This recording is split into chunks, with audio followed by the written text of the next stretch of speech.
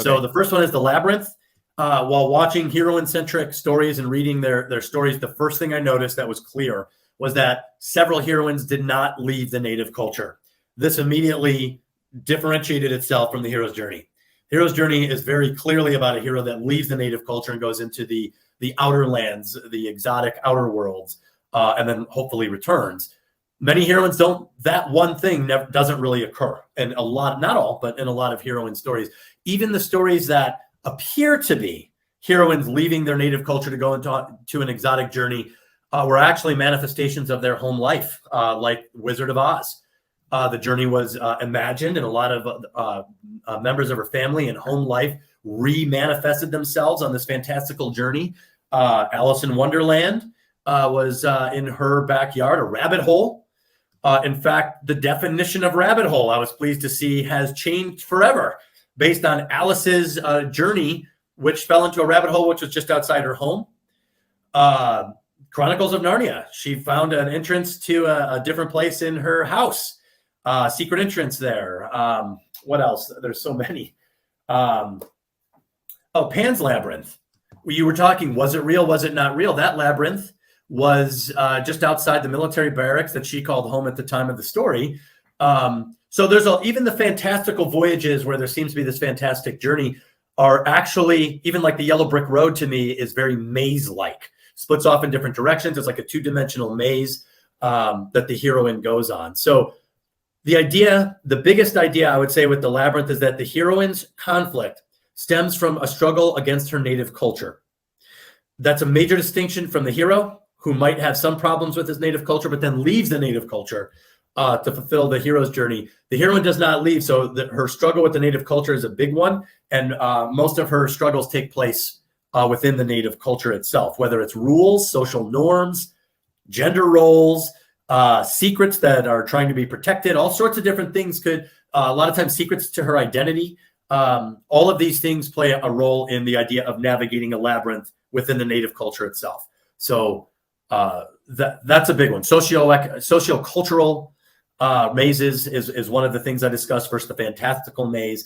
Katniss Everdeen, she's at home the whole time. She's fighting her native culture in that whole story.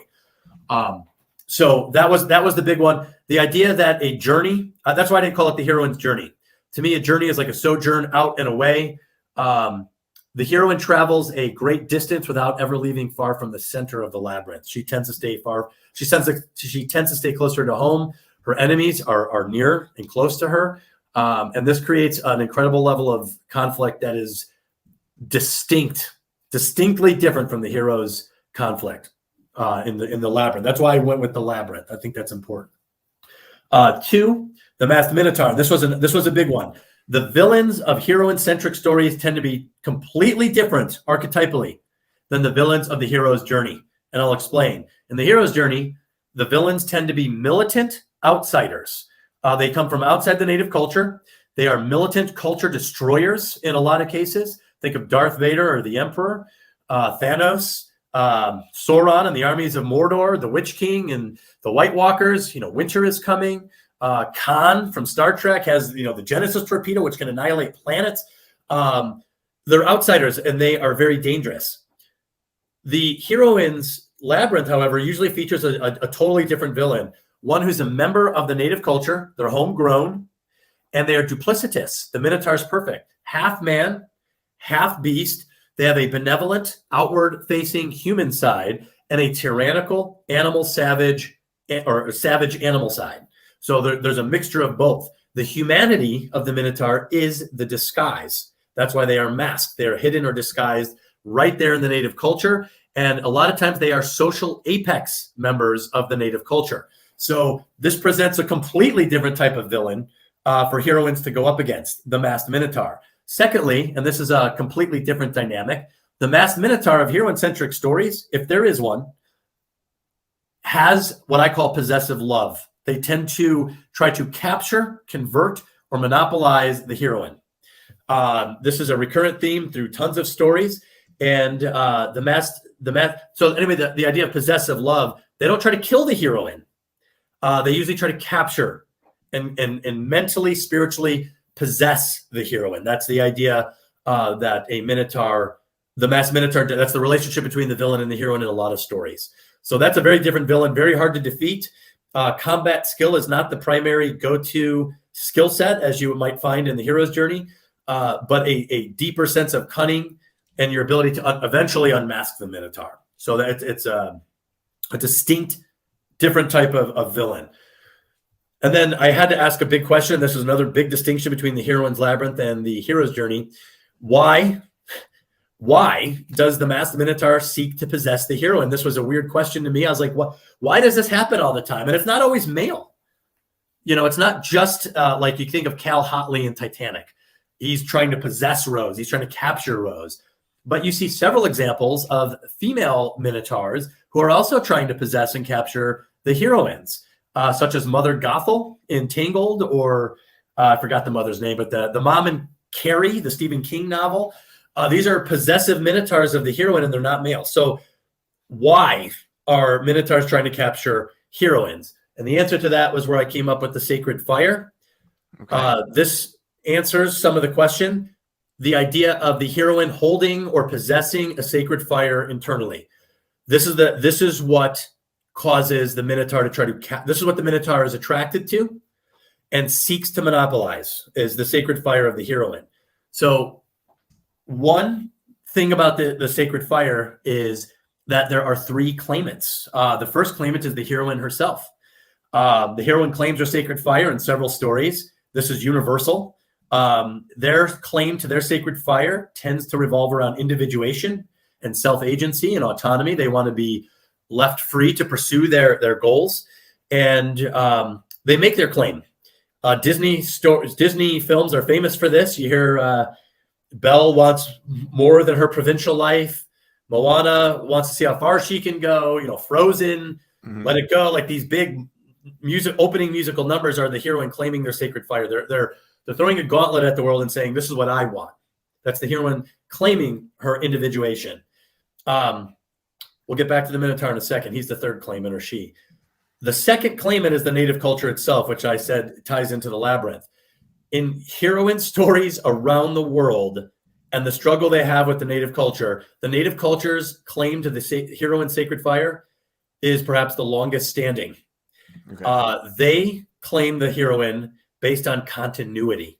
They don't care so much about the heroine's individual free will. They care about continuity of the family, continuity of the cultural traditions, continuity of the native culture itself. And this claim the native culture takes very seriously.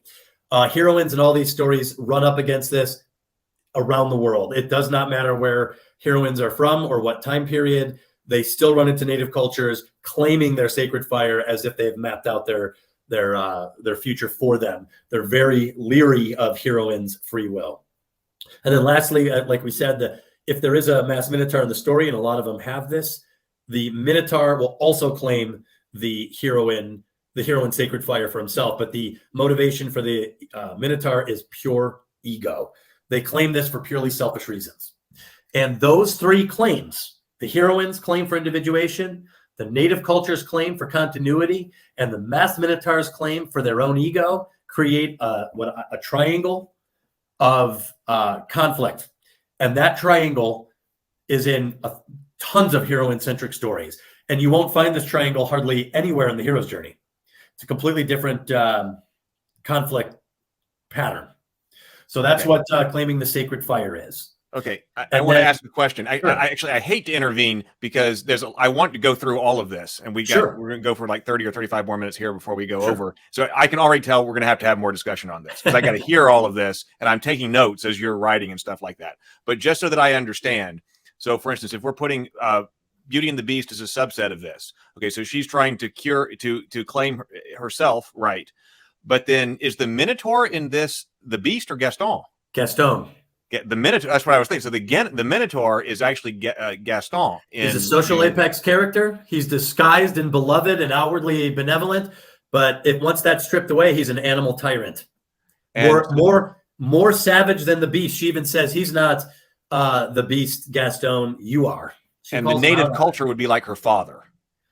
In fact, Beauty and the Beast, I'm glad you said this, is one of the best examples. In the opening number, all three claimants make their claim. Belle is singing about her desire to have more than the provincial life. She can't wait to get out and see the world. She's aspiring to something beyond her reality. While she's doing this, the native culture makes their claim because they constantly gossip about her weirdness. Oh, there goes Belle. She's a weird one. You know, she doesn't conform. She's non-conforming. She's different. The native culture is very clear that she's different, that she should be, which means she should be doing something else. She should behave in a different way. That is the native culture making their claim on Belle. And then at the end of the song, Gaston comes in. He's like, she's going to be my wife. And he's singing about, he hasn't even met her yet. So he doesn't love Belle. He just wants to possess her. He has no pre-existing relationship. So he makes his claim to Belle at the end of that song. So Belle, the native culture, and the Masked Minotaur, all three make their claim to Belle in that opening number. It's perfect.